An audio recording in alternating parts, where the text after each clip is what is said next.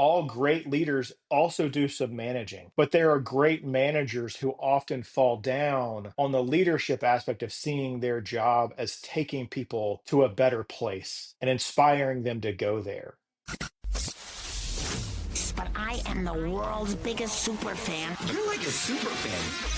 Welcome to the Business Superfans podcast.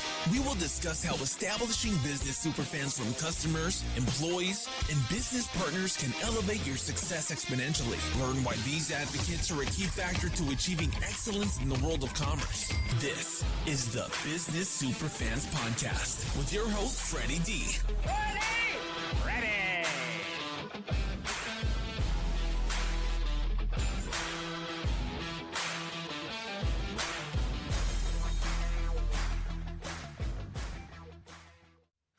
Hey, Superfans, Superstar, Freddy D here. In this episode 159, we're joined by Adam Malone, a leadership coach who helps high-performing professionals evolve into great leaders of resilient, high-trust teams. After 2 decades in the corporate world, including 17 years with one company where he rose from analyst to VP, Adam made a bold pivot in 2024 to pursue his passion for people development. He now guides leadership teams and high-level managers to uncover hidden barriers to performance so their teams can collaborate more effectively and thrive under pressure. If you've ever struggled to keep your team motivated, cohesive, or confident in challenging seasons, this conversation will show you how to build strength, trust, and resilience from the inside out. Welcome, Adam, to the Business Superfans podcast. Great conversation that we had before we started recording. Welcome to the show, Adam. Thanks, Freddie. I'm excited to be here.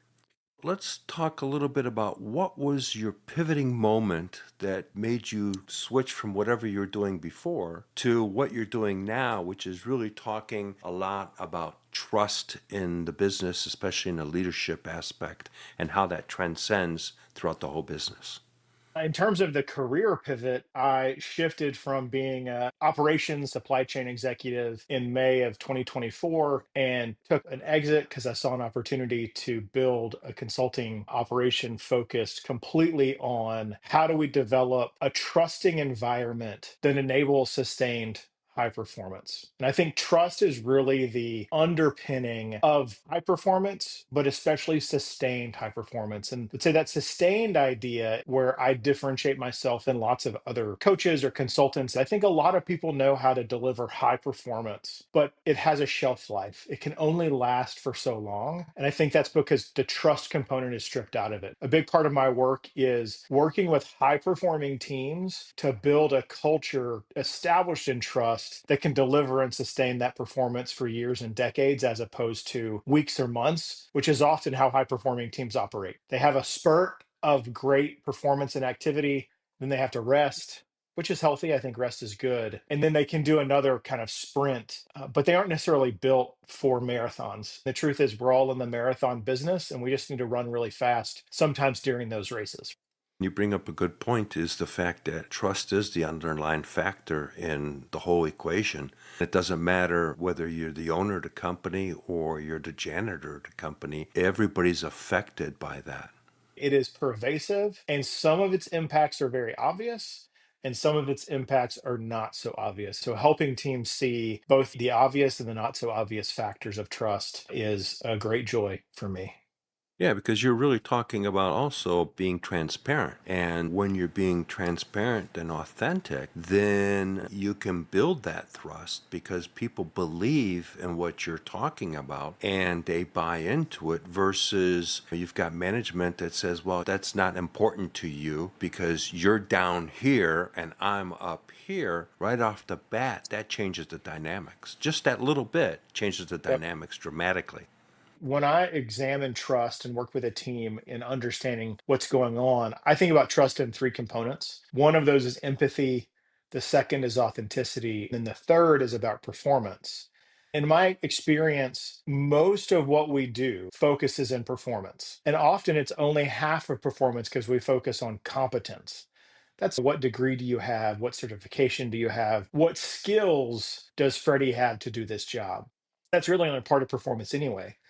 The truth of the matter is, most of the time when leaders are seeking to give trust or they want to receive trust from their teams, in both cases, empathy is actually a much higher issue, much greater issue than competence, even though most of our measures, metrics, and reward systems focus on competence instead of empathy. Getting leaders to see that they actually want empathy, they need empathy from their team, is pretty difficult because most people kind of confuse empathy with emotion.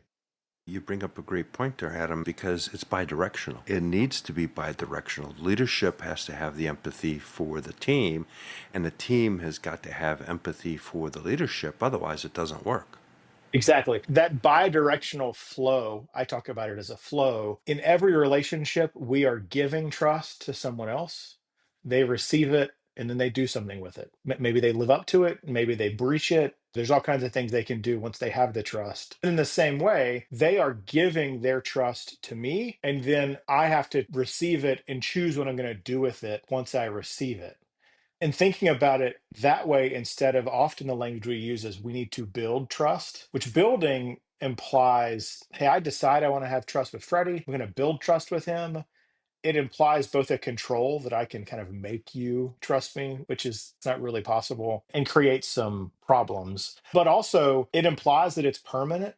It also implies that it kind of applies in every situation. But trust is highly contextual. We all have that friend from high school or college that knows our deepest, darkest secrets that we did when we were 18 and 20. We trust them with those secrets, but we might not trust that same person to babysit our kids or take our grandkids somewhere. Like trust is different. It's contextual. Even though when we have trust with someone, that doesn't mean we trust them in all regards for the most part. We want to seek ways to inspire others to give us their trust. You And got to earn it. exactly. Talking to leaders when they say, hey, I want my team to trust me, the goal needs to be exhibiting those behaviors I talked about, those components of trust, in Right. a way that over the medium and long term, we will inspire others to give us their trust. I can't force you and I can't build it without your consent. You got to give it to me. I need to inspire you to want to give it to me. This episode is brought to you by our sponsor, Ninja Prospecting, the outreach team that makes cold connections feel warm and real. If you're tired of spammy DMs and the generic LinkedIn messages that go nowhere, Ninja Prospecting flips the script. They help coaches, consultants, and service-based business owners spark real conversations through strategic, human-first outreach. No bots, no fluff, just honest, data-backed messaging that sounds like you and actually gets replies. Talk to my friend Adam Packard and his team. Whether you want to do it yourself, get guidance, or fully hand it off, they've got you covered. Head over to ninjaprospecting.com and schedule a chat with Adam. Be sure to mention you heard about it right here on the Business Superfans podcast. If you're ready to get started, join their free community at school.com/ninja prospecting 7704 to maximize your connections and make the right new ones.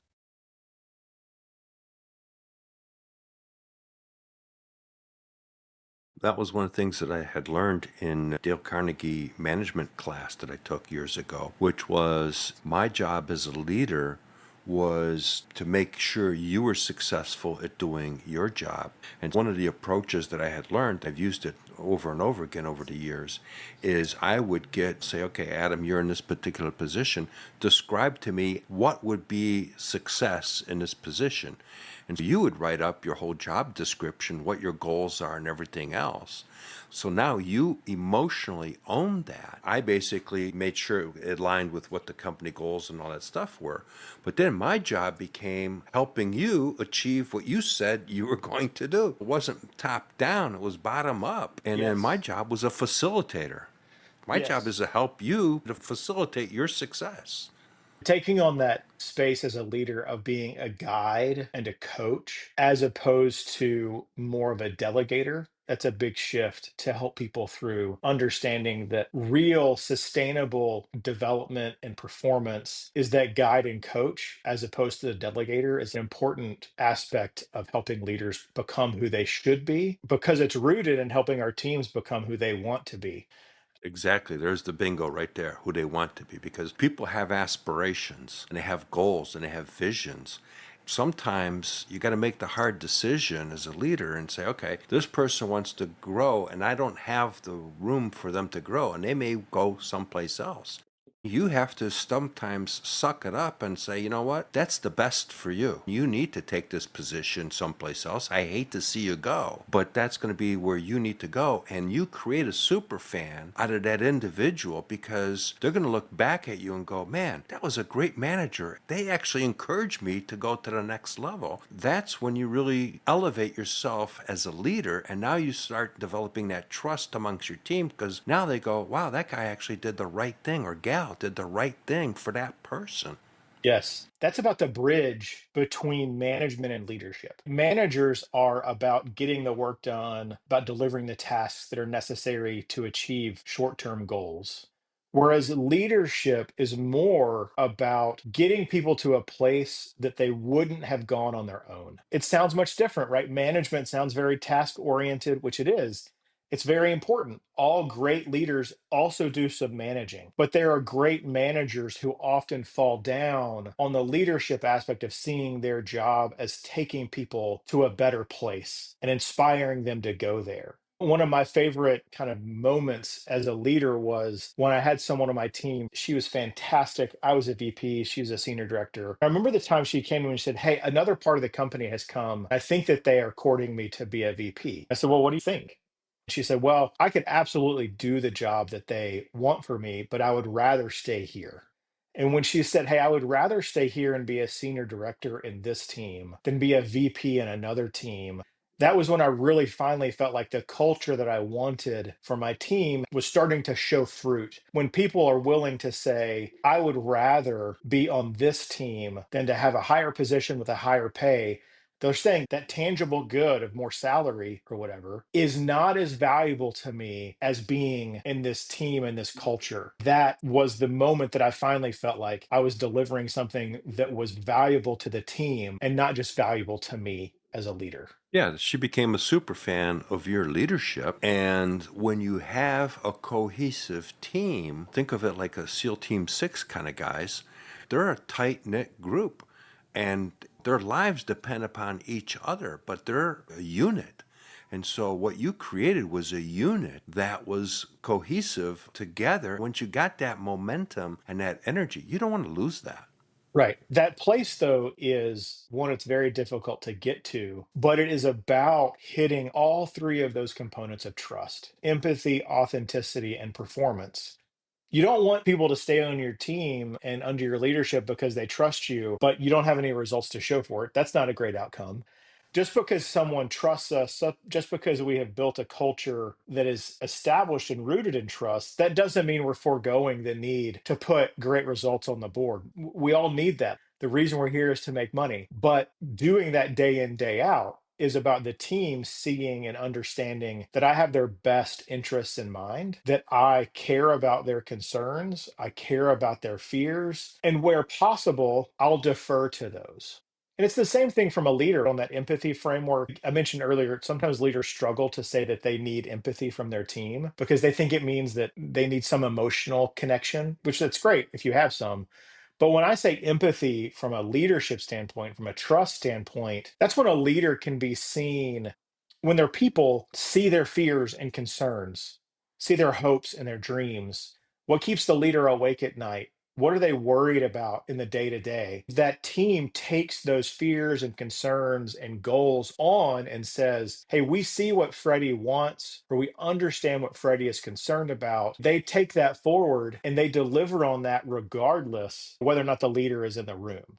That's how trust enables that sustained high performance, because now I don't have to be in the room every time my team is working on something. I can trust that they understand what I'm worried about, that they won't run out to a place of discomfort that may put the team or the company at risk. They understand the bounds. Great. I can give them a lot of rope and they'll come back to me when they know that they're getting outside their limit. That empathy is so hard for leaders to understand as a primary blocker, that they have to stay involved with their team and they're forced to delegate instead of empower because the team doesn't take the concerns of Freddie or Adam on themselves. How do we create systems that solve that gap is one of my big passions.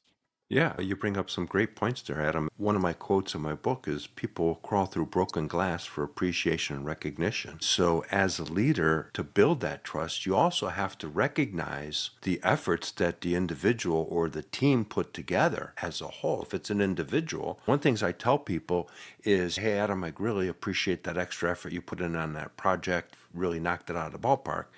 And it's another thing to say, hey, team, I want to take a moment to recognize Adam for really crushing it on this particular project. Everybody gets elevated that way. And everybody says, okay, this person really notices what we're doing, appreciates it, and we start trusting that person because they show back that we're valued. One of my earliest mentors, he used to say, great leaders are a window when things are good, meaning praise is given, and they're a window into those that should actually get the praise for that work. And they're a mirror in times of difficulty and failure. When that failure and blame comes, they don't show through the rest of the team. They actually stand in front and they say, no, look at me. I'm accountable for the failure. It's the leaders who protect the team when things are bad and praise the team when things are good and give and share that praise and that credit that people will walk through glass for. I've got a couple leaders in my life that if they called me today and said, hey, we're digging ditches and I got a shovel for you, I'd go dig a ditch for them because in my history, they've always sought to do the absolute best thing for me possible. If one of these guys, his name is John, if John thinks that digging ditches is the best thing for me right now, I can generally trust that he's thought that through and it's going to be the best thing for me. So I'd go pick up a shovel and dig right next to him. But it's because over the years, he cared for me in ways that benefit him personally, but whenever possible, they benefited me personally.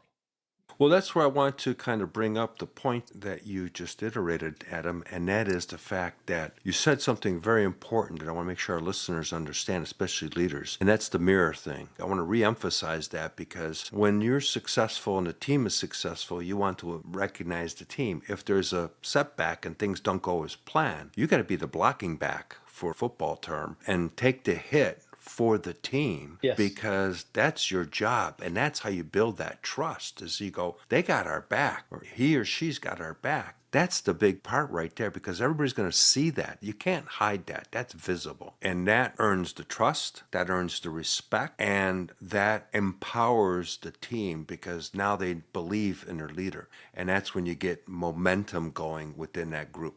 Absolutely. What you just mentioned there, I really appreciate. That is one of the reasons that trust is a linchpin in empowerment and sustainability. As I mentioned earlier, we give trust to people and then they receive trust and they have to do something with it. So, as a leader, when we empower our teams and we say, hey, Freddie, you're empowered to go own this thing and do this thing, I'm giving you trust. You have to decide what to do with it. But just because I have given you trust doesn't mean that you trust me in return. That's often where the leaders fail is they cultivate, hey, how can I trust my team in terms of do I have the right skills on the bus? Do they have the right experience? All of those things. But they don't actually spend enough time inspiring the team to give trust back. As a result, the team is fearful. Hey, Adam empowered me. I know he said I own this, but you know what? I'm going to CC him on every email and I'm going to check in with him every day and I'm going to invite him to every important meeting. Because they're used to that. They haven't transitioned away from that. Absolutely Right? correct. They live in fear because they don't have Yeah. trust. Lots of leaders believe that their work is done. Once I trust Freddie enough to give him this, then he's going to take it and run with it. Then they don't understand why they never really get the team to that self actualized place where empowerment starts to deliver. It's because the leader has actually failed to do enough work on empathy and authenticity such that the team believes that trust should be reciprocated. Absolutely spot on. And the other thing is that it takes a while for that trust to be built, but it takes minutes for it to be destroyed. Yeah, it takes a long time to develop it, but the very first time that you throw one of your team members under the bus when something goes Over. wrong, yep, Trust is it's gone. over. Yeah, it's gone. And it's also infectious both directions. Trust Right. is catching, but distrust is more catching. So all it takes is the guy that works for me saying, hey guys, Adam said he's going to stand up for us and that we can do X, Y, or Z. But you know what? We were just in a review with the COO, and the minute it got nasty or the COO was concerned, Adam said, I told Freddie to do that differently. I don't know why he didn't. Yeah, Even if that's true, that guy's going to right. hear that. He's going to immediately seek to never be in that position again. And he's going to go tell others about that. Yeah, he threw me under the bus. He could have just said, "Oh, we must have misunderstood your requirements. Right. Could have We'll been go work on handled that and come differently. back."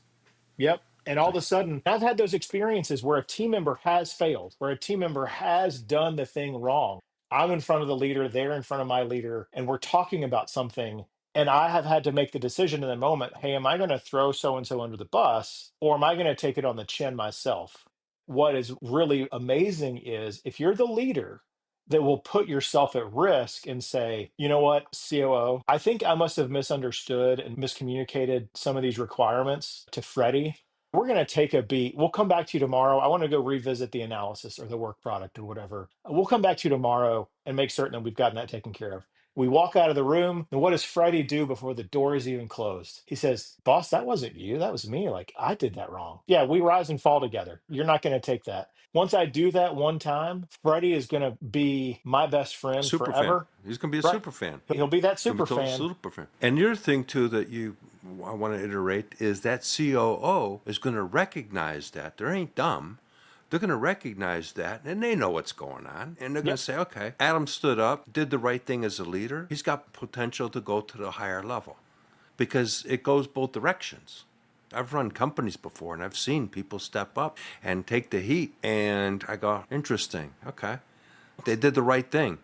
Well, it's always the one-on-one after that is helpful because then I'm going to have my one-on-one with my boss, and he's going to say, "Hey, what's the real scoop? What actually happened?" And sometimes the answer is, "I misunderstood something you said, and so I did tell him the wrong thing." Sometimes it's Freddie screwed up. That happens. Not like we're not too worried about it. We'll fix it. It's not a big deal. But my leader's almost always going to find out what the truth of the situation is in a more controlled manner. In both of those situations, respect is going to come from being the one that can be trusted. Right. Because, just like we said earlier, in every relationship, we're giving and receiving trust. Part of what I've reiterated to my leader is, hey, COO, when me and you are in a room with the CEO and that same thing happens, I'm not going to throw you under the bus. Because as you go up in leadership, you get quite a few opportunities where you could betray the trust of your leader and throw them under the bus. And when they know I'm not going to do that to you, that's where you also get a lot more scale because they can say, you know what? I don't mind when you meet with my boss without me because I can trust that you're going to care for my reputation just as much as you care for the reputation of your people. And that's where we get more performance because now we don't have to be inefficient, everybody be in every meeting. But that's also where you, as the COO, would get a ton of scale because now you can send me places that you would have to go otherwise because you can trust me to care for your reputation just as much as I care for mine and my people. Right. Share a story with our listeners, Adam, about a company that you stepped into that was a hornet's nest, to put it mildly. I'm sure you've stepped into a couple of those places. And what was the outcome? Yeah. So 6 or 7 years ago, I stepped into an operations situation, and I'll never forget the SVP was a fantastic lady, but sometimes she didn't always inspire trust. She could inspire a little bit of fear. I remember I was in a meeting and she said, you know what, we need the directors. So think of this like SVP in this org, then VP, then senior director, and then director. The directors were the ones who were somewhere between director and senior manager. They were very much like the non-commissioned officers or like the first officers in the military, like an early lieutenant sort of feel. Her point was, hey, we have too many VPs and senior directors that are in the mix running the day to day. We need the directors to take charge, take over, and run this business because we have a lot more work to do on on the important work, like long-term strategy and thinking. We need them to own this stuff that's urgent, but not always as important. So up to that point, that's a great statement. I think all of us would nod our head like, yes, we want to empower our teams. We want ownership. We need some people thinking about strategy. We need some people thinking about tactics. Great. All that's great. But then she said the phrase that is problematic, but we can't miss plan. That company had an annual planning process like lots do. And the AOP, the annual operating plan, it was like the Bible. It was God's honest truth, and you do not deviate from delivering on that plan. Most of us have lived in companies like that. And she added that one sentence, but we still have to meet plan. And you know what that tells everyone in the room? It tells them that she feels like she needs to say that. There's no That trust. that's the opposite of trust, right? Like there is a Yeah. fundamental operating principle for how we get our work done. And I actually believe that the leaders that I'm saying need to be empowered to take charge, they must not understand this fundamental thing. We still have to hit plan. You know what? Those guys didn't get their 20% bonus unless we hit plan. I'm pretty sure they knew we needed to hit plan. And so we embarked on building a culture that could empower those directors to run the business. But it took me over a year to build a performance management structure in that company that was rooted in trust, where no one had to say anymore, hey, you have to hit plan. And instead, it was, hey, around here, the directors run the business. And here's what that looks like. We developed a system that kind of showed results to leadership. We gave leadership the opportunity to inspect those results, show their concern, get that empathy that we talked about from their teams where their concerns were made aware, but also develop the team where the systems and the processes could be empowered to a point where it was like an F1 race car going around the track by the time we were done with it. But it started with that wrench being thrown into it, and we had to get that out of the works and actually Sure. develop the system that could handle that. One of the things I would say is I prefer to think about systems and teams instead of individuals. If you want to deliver a long term, sustainable, high performing company, you have to think about building systems and processes that can be empowered and not just individual people that can be empowered. Yeah, and I'm going to add to that, and I use an analogy of a racing rowing team. It's one of my favorite analogies because you've got 8 people in the boat. They all have a single oar, and you've got someone beating the beat for the team that's up front. Coxswain? The bottom line is if you don't get in sync, you're not even going in a circle.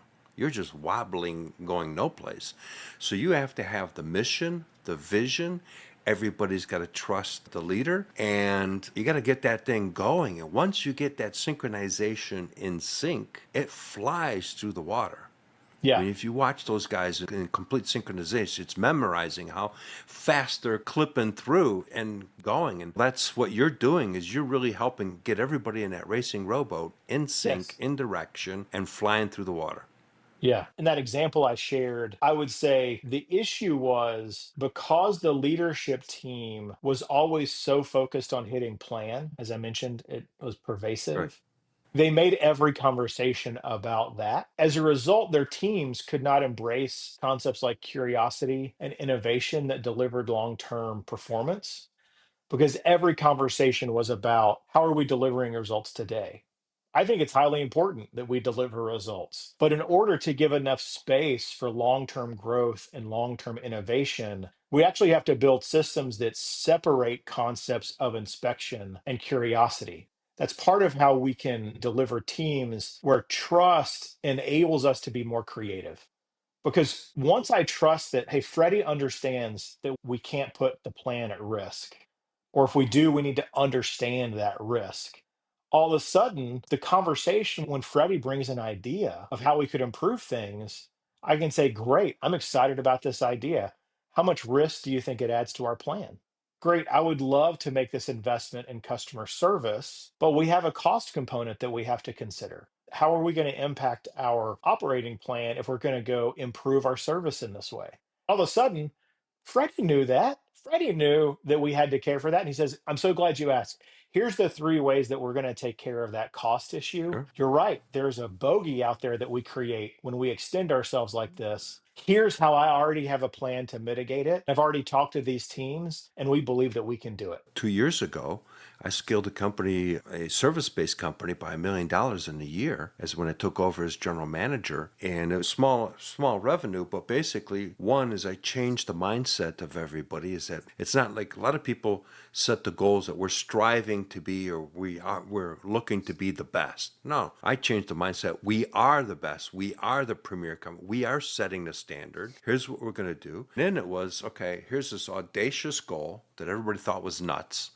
I said, well, let's come up as a team. What are your ideas to hit? This is the target. And you know what? If we miss, that's okay because it was an audacious target. But if you don't have that, then you set a lower target. Well, guess what? If you miss, you're a lot lower too. Right. So I set up a higher target, and then we got ideas, we got creative, and people that were not necessarily in simple positions, lack of a better way of wording it, but they're not at the management level. They Right. had some great ideas because I opened up the doors to say, okay, I don't care what role you are in a company, what's your ideas? And sometimes that person that you wouldn't think of has got a brilliant idea. I mean, it's happened. There's stories of this all over the place of somebody that was a servant in a restaurant in New York. I remember, I think it's unapologetic hospitality. Unreasonable And hospitality. unreasonable hospitality. The clerk that was, or whatever her name was, and positioned her in another role that had no qualifications whatsoever, and she killed it. Yep, that inspiration you can give people is beautiful. And I love, so Unreasonable Hospitality is one of my favorite books, leadership Yeah, books. same here. I give it out all the time. One of the concepts that he was talking about in that chapter too was they took the guy and thinking about high performance. They said, hey, at 11 Madison Park, we want to be the best. But you know what? There's already a whole bunch of other places that are the best. And one of the examples I love is all these fine dining establishments, they had sommeliers out the wazoo who had multi-thousand-dollar wine pairings and all kinds of stuff. And they said, like, we don't have the capability to outrun them in wine. We've actually noticed that they all kind of suck at beer. Beer drinkers kind of get Right. treated like second class. And then they find out that one of the servers, this guy, a kid in his early 20s, he has this love of craft beer. And they said, hey, Right. we can't be better than them at their strengths, but we can be better than them at their weaknesses. We can be the best at their weaknesses. And we've got this kid who could be a beer sommelier. And so they told him, Yeah. one, hey, you're the beer sommelier for us. And every day you're going to teach us about beer. It is your job to inform us, teach us, and grow us in this way. And they took this guy who was a server, gave him an Right. So he's a additional, simple position. That goes yeah, back to a simple yeah, position, but he got empowered. The right, guy got empowered and he yes, took ownership right. 100%. And here's one of the fun little tidbits in that. It wasn't his job. His job was a server, but they Right. said, hey, we know you love this thing. Will you help us do this better? And he was inspired to go do better. And they didn't have to tell him, Freddie, we'd like you to do this. And he says, like, well, yeah, but if you pay me more and promote me, I'll do it. That's where so many leaders fail is we look for, hey, I want to give you this increase in responsibility or workload. I'm going to have to pay you more. I'm going to promote you to make that happen. Whereas if we could engage on an empathetic level and an authentic level to understand what drives our people, all of a sudden we can give them opportunities that they long for, that they'll grow into, and that they will absolutely destroy. And we Right. don't have to make it about a financial transaction in every single instance. I will take Right. care of you over the long term. You can trust me It to comes do back. that. It Yeah. comes back. Yeah. Go do this work. And that's how you create that virtuous cycle of if you trust me, extend yourself out there, go try new hard things. I'm not going to let you fall. And you know I'm going to reward you because I've done it before. Right. And that's how you create those super fans of the team. Once you got super fans of your team, they create super fans of the customers and everybody that they're dealing with because guess who what? They're the front line. It's not the management, it's not the CEO that's the front line, it's the server, it's the customer support representative. That's the front line of the business. You should be taking care of them the best because that's the representation of your company. That's not the lowest worker. That's the most important worker in your organization. There is no most important. That was hammered home for me about 15 years ago. I was in a meeting with a guy who would become the CEO of the company that I was at. He was a longtime mentor for me. And one day I was in his office and we were talking about something, and he was really frustrated because his email wasn't working. I mean, you can imagine, like, this is a SVP at a multi-billion dollar company. When his email goes down, that's a bit of an issue. I looked and I said, wait, are you telling me like you're not on some super secret, like high uptime server that never goes down? And I'll just never forget, he lost it on me. He said, what do you mean? Why should I be on some super secret server that never goes down? Everyone deserves that. Everyone deserves to have a high uptime in their work tools. No more me than them. We all deserve the gold plated server. We're all doing valuable, important work. That stuck with me so much because I think we can easily become hierarchical and think that this person's time is more important than this person's time. There are some ways in which we have to consider that in some practical ways, I'll say. But if that becomes pervasive in our culture, we've lost the battle. Totally agree. Adam, as we get close to the end here, Yeah. great conversation, great insights for our listeners. How can people find you? Sure. LinkedIn's the best way to find me. Search Adam Malone. My technical is Adam Malone Speaks. But if you search for Adam Malone, there'll be a black and white photo of a pudgy white guy with a beard. That's most likely me. Click on that and engage. I'd love to see you there. Love to get you on my newsletter. Really, I love answering direct messages. When people have questions about how they can inspire trust from their people or inspire trust from those that give them trust from their leadership, I'm always open for that sort of thing. We'll make sure that we put all that stuff into the show notes. It's been a pleasure having you on the Business Superfan podcast show. Definitely would love to have you on a show down the road again. Great. Because you and I could talk about this stuff for a bit, I can tell. Let's do it. Thanks, Freddy. It's been great. Thank you for your time. Appreciate it. And have a great rest of your day. See y'all. That's a wrap for this episode. What stood out in today's conversation with Adam is his perspective on what truly sustains high performance. It's not just drive or discipline, but the ability to lead teams that stay resilient under pressure. After 2 decades in corporate leadership, Adam knows firsthand that the real edge comes from cohesion, trust, and the courage to face barriers head on. For service-based business owners, that insight is gold, because whether you're managing a team of 5 or 50, your growth depends on how well you lead people through the uncertainty, not just how hard you work. If this episode brought you value, leave a quick 5-star review. It helps service-based business owners discover the show. Thanks for tuning in. I'm grateful you're here and part of Business Superfan's journey. Every listen, every action you take gets you one step closer to building your own superfans. Remember, one action, one stakeholder, one superfan closer. We hope you took away some useful knowledge from today's episode of the Business Superfans podcast. Join us on the next episode as we continue guiding you on your journey to achieve flourishing success in business.